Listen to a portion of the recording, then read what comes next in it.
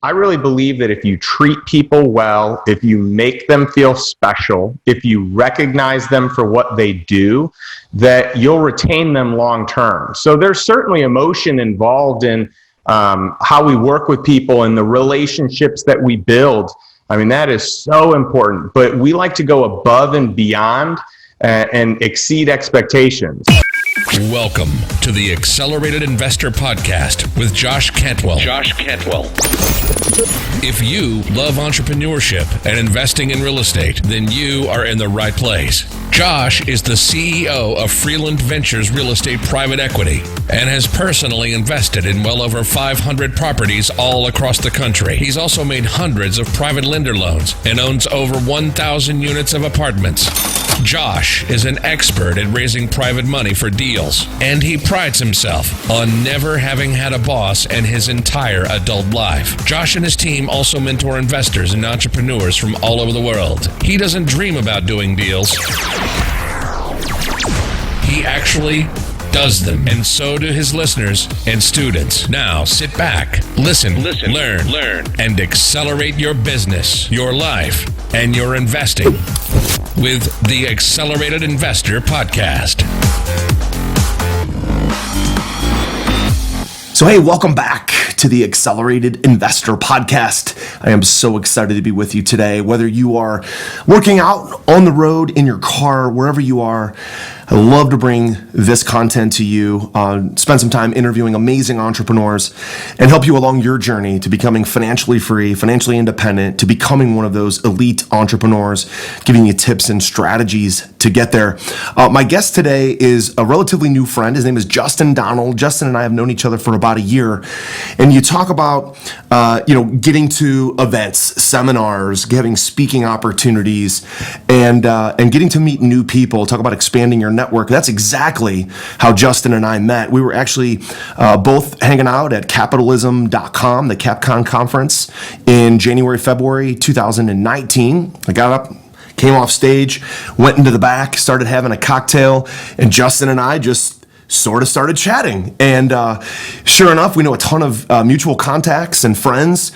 Justin is a very successful real estate investor, primarily focused on income properties and mobile home parks. He has an amazing sort of training that he delivers around his 10 commandments for lifestyle investing. He's an entrepreneur coach. But today we're going to talk about successful entrepreneurs, elite entrepreneurs, real estate entrepreneurs, and specifically investing in mobile home parks. So Justin, so excited to have you on, my friend. How are you?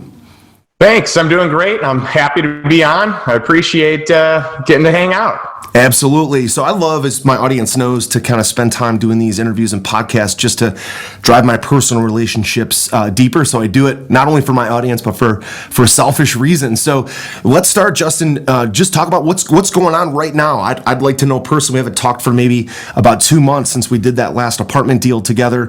Tell me, what are you working on? What are you working on for mobile home parks? What are you working on in your entrepreneurial coaching business? Tell me what's on your plate for 2020. Yeah, well, I've got a lot going on, that's for sure. I feel like I always do. One of the newest things, I always have deals in the pipeline. I've got a multifamily deal I'm looking at for direct ownership that my team can run, specifically a 3-park mobile home park portfolio in a major metro. But in terms of overall, my biggest and newest project is writing a book. This will be my first book, and I've had people tell me for years I need to put something out and capture some of my thoughts and some of my strategies. So I'm excited to do that under the banner of the Lifestyle Investor, the 10 commandments of cash flow investing for passive income and for financial freedom. So basically it's just a book with my 10 criteria. And of course, there could be more criteria, but these are my main 10 criteria that I look at, that if I can check the box on all of them or most of them, or they rate very highly for these 10 criteria, I feel really good about making an investment. So, and I'm also building a course around it, a group, a mastermind, an investment club. So I'm really looking forward to it. This will be a fun year of creative strategies and new experiences for me. Oh, that sounds exciting. So I've got to ask, do you have You have the 10 commandments, but is there the number one? Is there the one that stands out, like the overarching master principle or master commandment that you kind of base everything else off of? Well, it's hard to say if there's one most important one. I mean, you could really argue that each of them, depending on the type of deal, could be the most important commandment for that style of investing. So it's challenging to pick one because they all have their importance. But for me, really, if it creates some sort of cash flow today where I have other perks or kickers in the future, that is a starting point where I begin to consider an investment. It doesn't mean I don't consider anything else, but I really like to kind of have my cake and eat it too. So I first learned about investing and thought I kind of just had to put money away and hope that it worked out, hope that this investment or this company panned out, or hope that the stock market worked out. And I've just realized there are a lot of other ways to invest. And I like the immediate gratification of having cash flow. Got it. That's what when I was taking a lot of notes during these podcasts, I wrote down cash on cash return, immediate cash flow with a kicker. Right. So that seems to be a great number one principle, even though there really isn't a number one commandment. That definitely seems like something, if you can invest and get a preferred return or a quarterly return or a monthly return on investment right away, and then some sort of kicker of equity or some sort of stair-stepped cash flow opportunity, limited partnership equity opportunity in the future, seems like an awesome thing. So Justin, let's swing back then. That's where you're at today. Tell us about your start in real estate investing.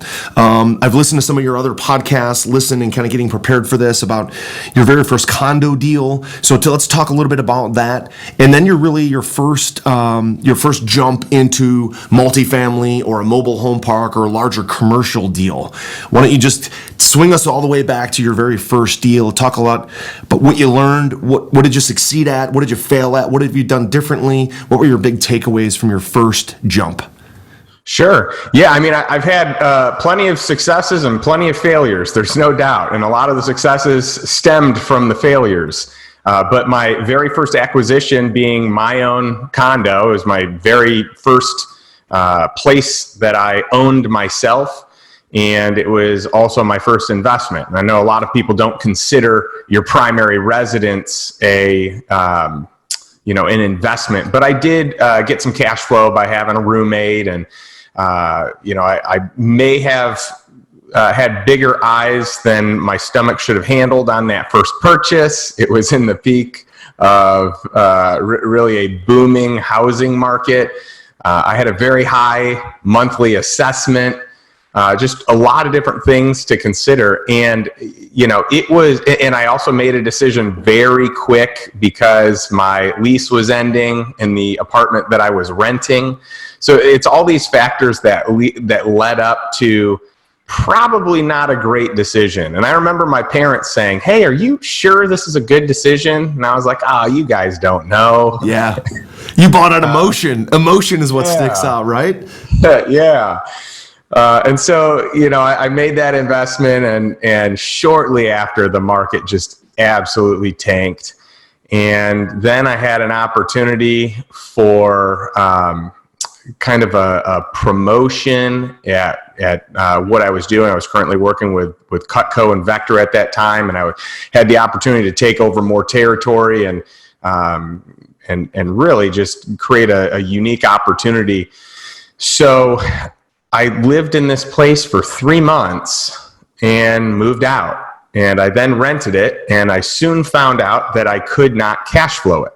So I had 2 renters. Even with 2 renters, I was not able to cover everything. So every month I was going, I was negative cash flow, hoping that the market would turn around, but I couldn't sell it because if I sold it, I would lose money.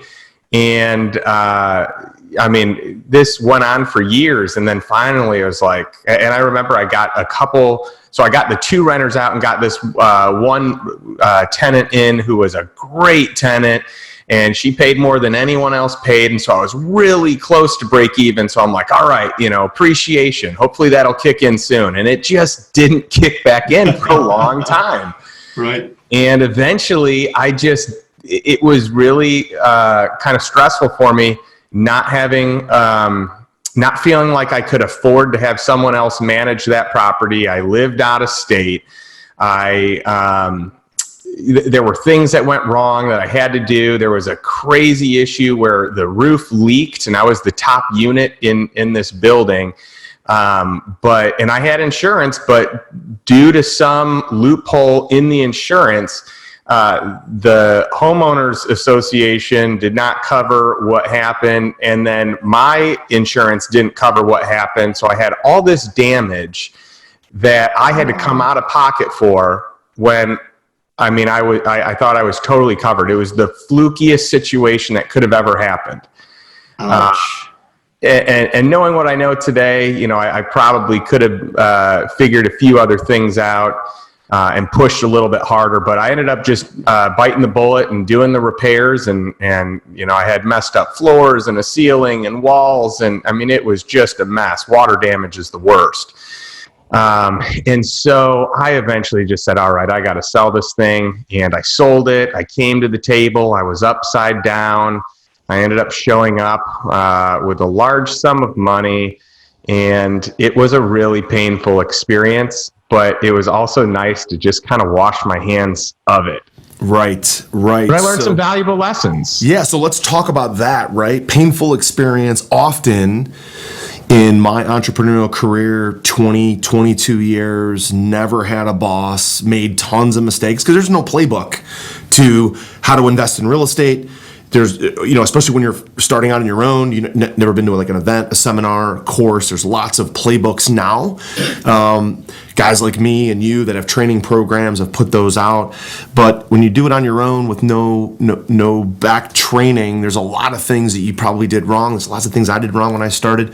But just the action of getting started is a lot more of actually being in a deal and doing it than all those people that are, kind of newer investors, buy a course, buy a training program, and never actually do a deal, right? The people that actually do something, buy their first deal, buy their first mobile home park, buy their first flip, buy their first, multifamily deal, and raise their first amount of capital. There's so much more you learn by actually doing the deal than you could ever learn, watching YouTube or watching, training videos.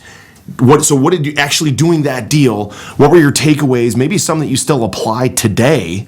What are some things that you took away from that? What lessons did you learn? Things that went wrong that you'd maybe never make that mistake again? Yeah, there were a handful of lessons. One of them is that for me, I don't want to invest in things that are based on solely appreciation, right? So either I break even in cash flow or I have negative cash flow, and I'm hoping or banking on the fact that the asset appreciates. That is not a good strategy for me. I know some people do it. I know people have done it well, and I know people that certainly haven't done it well. But that just became a deal breaker for me. Second one is that it really needs to cash flow, and it needs to cash flow day one. Now, I know plenty of people that have figured out a good process that it doesn't need to cash flow day one. But for me, the peace of mind of just knowing that everything's good from the moment I own it, and every other improvement I do from there to increase net operating income or profit is just gravy. That gives me some peace of mind and makes me feel really good. Especially when getting lenders involved, and as a new investor, it's often hard to get non-recourse financing. And so to know that I'm getting some form of a recourse loan, which I did at the beginning, and knowing that I'm actually making money, I can cover it. I can cover the mortgage, and there's cash flow left over that I can live on or I can use for other investments. Got it. So Justin, you don't do then any major like new construction, new build, or major repositioning office to multifamily apartments, because none of that stuff cash flows from day one. Is that right? That's correct. Now, depending on the deal, I have been a passive investor in different structures like that. So it really depends on who's running it, what their experience is, who's the operator. So I have no issue if the people involved are very knowledgeable and have a great track record, and they can prove to me that this is their core competency. But for me personally, if I'm going to directly invest into something, a deeded property that I'm owning, it is less likely that I'm going to move in that direction. Sure. So Justin, talk a little bit about your philosophies or your structure for your active investments, like who's on your team, what did they do? Because obviously when you're especially investing in multifamily or mobile home parks, it's really a team affair, right? You have leasing agents, contractors, property managers.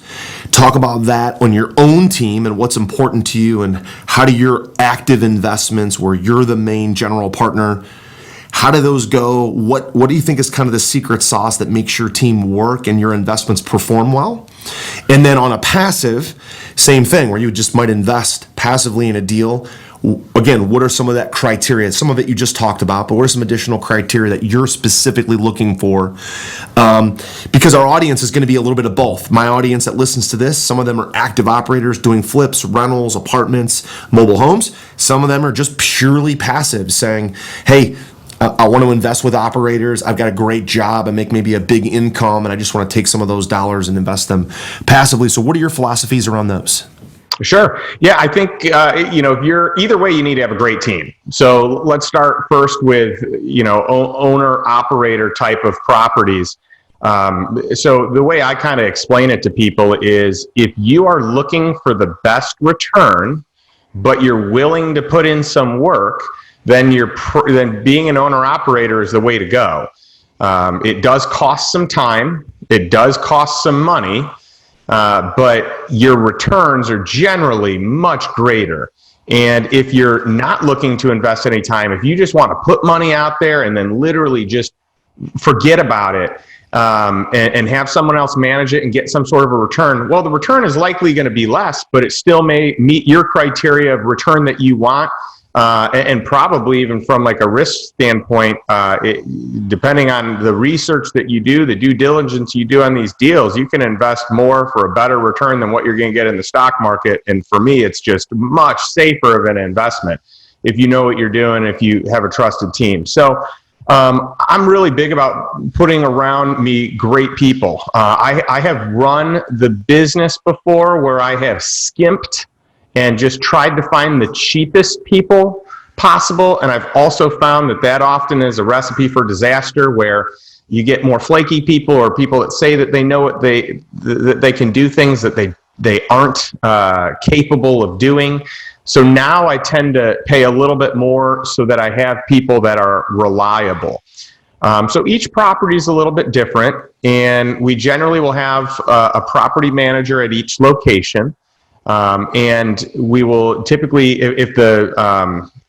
if we have enough units, then it makes sense to have some sort of a maintenance manager that is available as well. And again, this is one where we've gone as cheap as 10, 11, 12 an hour, and we've had some good people, and we've had some people that didn't work out. And but I found that the more that we pay, the better quality we get, and the more reliable they are, the more well-rounded their skill set is. I find a lot more jack of all trades when we increase the pay. So, it really starts there, having a good team. From a maintenance standpoint, doing any of the repairs that need to be done. So we have a maintenance manager that manages kind of live-in tenant issues. But then we'll have rehab crews that will come in and just rehab homes. And sometimes we'll have them work in conjunction with the maintenance manager. Oftentimes our maintenance managers are so handy they could really do anything. And so they're part of the rehab project, or they run the rehab project. Other times we've totally just contracted it out before. So we've done it where it's been our own hired help. We've done it where we've contracted out. you really just got to find the sweet spot for you and who you trust and the quality of work for the dollars you're paying, the time frame with which they can get a job done. That right there is a big difference maker, because a lot of the time, pretty much everyone speaks to being able to do things better and faster than what it really ends up being. Right. And so just figuring out what is the most important thing to you, I think matters. And then we have just an unbelievable operations manager that really manages each of those park managers, each of those maintenance managers, all the expense accounts. And, this is a woman that has worked with me for about 16 years in each of my various business endeavors. So I trust her, and that's something that's really important when you hand over the responsibilities of bookkeeping and so many things that there's a trust factor that needs to exist. If it doesn't, you could be exposing yourself. And so, that person has to be the most trusted person, in my opinion. Got it. And so, operations, right? There's a couple things that you said that stand out, which part of my philosophy as well. One is skilled labor isn't cheap, and cheap labor isn't skilled, right? So we teach that all the time. There's a big difference between somebody even at $18 an hour versus $12. The people that show up on time, that get their job and work done, that they're dependent and want the paycheck, versus somebody who maybe is cheap, who's just doing it to get enough of a paycheck to get to the next week or the next day. That's a big part of it, right? And so, paying more for those kind of folks is definitely a part of our philosophy as well. The time frame you said to turn a unit or to turn a building, that's something that we manage, right? And we look at, can we turn a vacant unit in 5 days or 3.5 days? Can we get somebody in to do LVP flooring and countertops and paint the cabinets and new appliances, backsplash, and have that down to a science where you could turn that thing in, again, is it 2 weeks or is it 4 days, right? And having that dialed in is huge. I would love to hear more about your operations manager, because pro formas, we talk about this a lot on this podcast as well. Pro formas become profits because of the actual boots on the ground. And the boots on the ground is typically overseen by somebody who's an operations manager. So you have that exact structure. I love it. And so talk to me a little bit more about, because your scale has to be dependent on your boots on the ground doing what they're supposed to do, but the operations manager looking at KPIs, looking at performance indicators, looking at numbers on a weekly and monthly basis to make sure that, because numbers never lie, right, Justin? Numbers never lie. Did we turn this unit? Did we fill this vacancy? So she gives you the peace of mind to also know you can be out there looking to go buy another building or raise more capital, because you don't necessarily have to babysit each project. So we talked a little bit about boots on the ground, the rehab crews, the turnovers, the leasing. Tell me a little bit more about the operations manager. Like, what is her role like? What is she doing on a daily or weekly basis? What kind of reporting do you get from her? Some of the more tactical stuff that gives you the peace of mind to sleep well at night, knowing that your parks and your buildings are performing. Yeah, and that's such a true point. The peace of mind, being able to get good sleep, being able to travel and do life as you want to do it, really hinges on having great management in place, specifically someone that can, handle a good number of people. This role to me is the most integral role to effective scale. So how do you scale without this? It really becomes challenging. So one of the things we talk about is what you can measure, you can improve. So we want stats on everything, anything that I can actually, dig my teeth into and that she can dig her teeth into. Gives us the ability to replicate it, to create different models around it. So that's important. We look at things like profit and loss on a monthly basis. I like looking at it each month. I like looking at the rent roll each month. I want to see what turnover looks like, what vacancy looks like, what's the trend of it this year, what's the trend of profit and loss this year month to month, but also laid over last year on that month. So are we trending in the right direction? Are we not? Are we trending in the right direction even for this month? Are we losing profit? Are we gaining profit? If we lost profit, was that just because we had a one-off expense and, some major repair that needed to happen? Or is it because we're losing tenant base or because people aren't paying? So it's really digging into the numbers and knowing what is happening, what's not happening, having someone that can create systems and protocol around it so it's not an emotional decision, but rather just a matter of fact, this is what we do type of decision. Even with like evictions, for example, it can be really easy to listen to someone's sob story of why it's not working, but that's just something. We have a strict no pay, no stay policy. So with something like that, the protocol is at this point in time, we sent, once you're late, we give a 5-day grace period. And at that point in time, you get a letter stating that you are past due. It's our 5-day or 3-day pay and quit. And we go right to our eviction attorney and they handle all that from there. And so the idea is how much can we create a framework and a system and a protocol around what we do? Because the more we do that, the better we can scale. The less decisions get factored in because it's just, it's just a of course type of play. It's like, this happened, therefore we do this. Right. And really anyone can be plugged into that system then. If someone is out for a week, if you got to replace someone, that's important. And so like with this operations manager, she does not have construction experience. She is not from the construction world. She's not from the rental world. She had helped me in a previous business that was sales and recruiting and sales training and handled a lot of the stats for that. So this is something that I was able to teach her, but because we have a framework and we have a process, it was easy to teach her. And from there, she can create even better protocols than what I thought of, because that's more in her wheelhouse than it is even in mine. Right. That's phenomenal. One of the things that really stands out, Justin, what you just said was removing the emotion by having a specific protocol that anybody can follow. Again, no construction experience, no tenant experience, no leasing experience, but operations experience that just says, this is our A through Z process. Remove emotion altogether.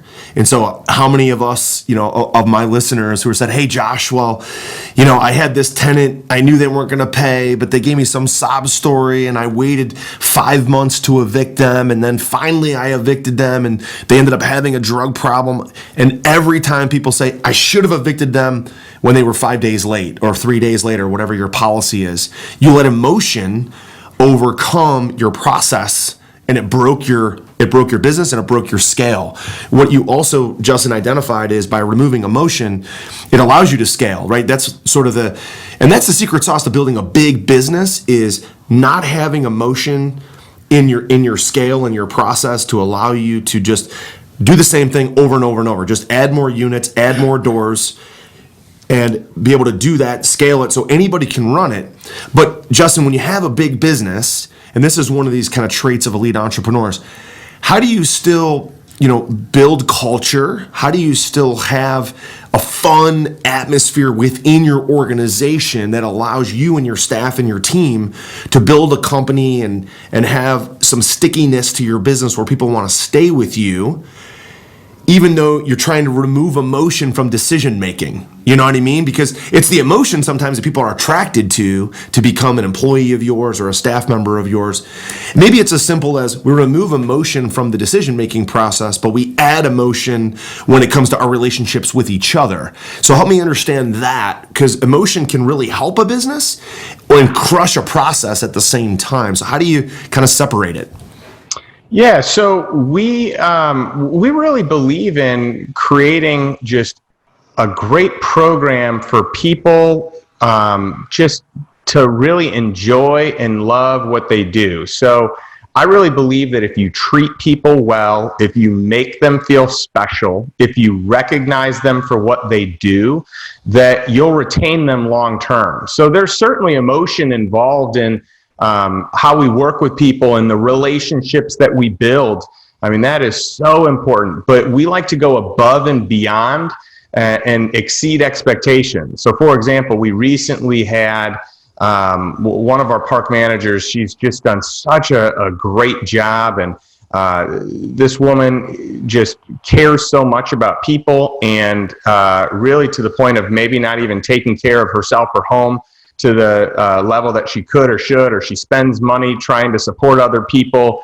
She runs this food pantry for homeless people and people on hard times, and she's a great woman. And so we decided that we noticed that her flooring, that her carpeting just didn't look nice, and so we decided to, as an impromptu, just replace everything. She had no clue we were going to do it.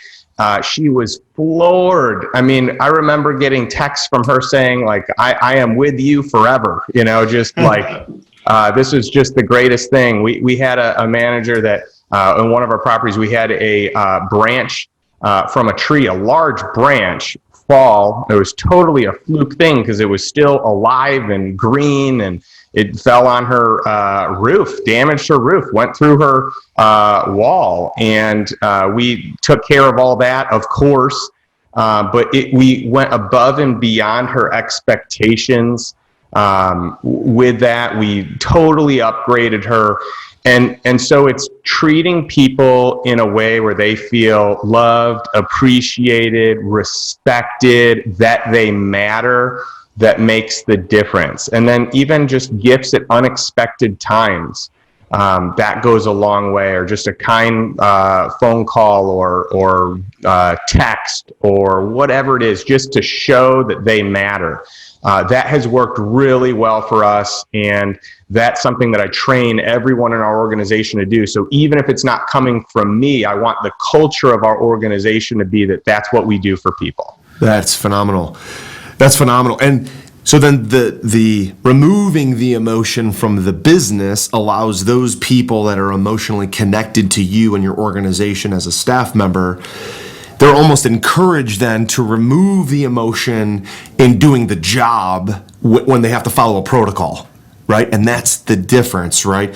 You can add emotion to a business to really make the culture amazing and have people feel like they're respected and loved and matter.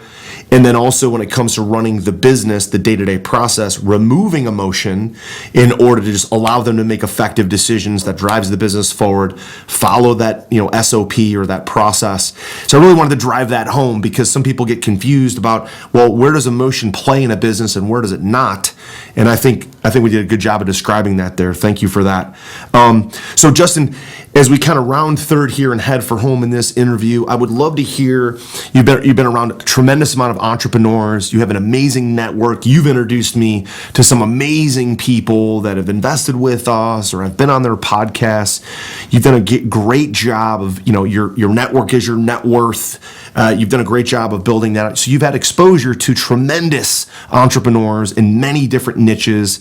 Help me understand, if you were to look at and evaluate those entrepreneurs, whether they're in e-commerce, whether they're in tech, whether they're in real estate, whether they have a consulting business or a software company, you've been exposed to it all. What are some regular recurring traits that you see in successful entrepreneurs, including those real estate entrepreneurs that are going to be listening to this? What are some things that you see that might be in your forthcoming book, or things that you're like, the entrepreneurs that I see that really nail it, they have these couple of qualities. What do you think those are that stand out to you?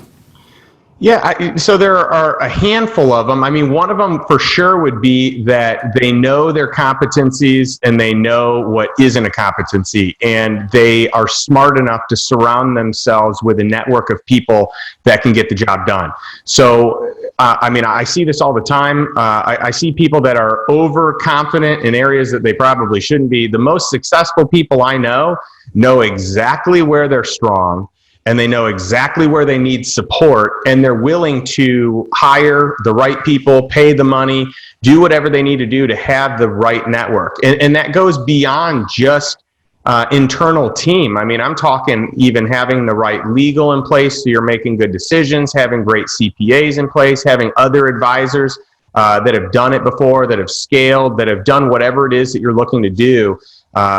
Great boards, people that have the experience and the know-how. So that would for sure be one of them.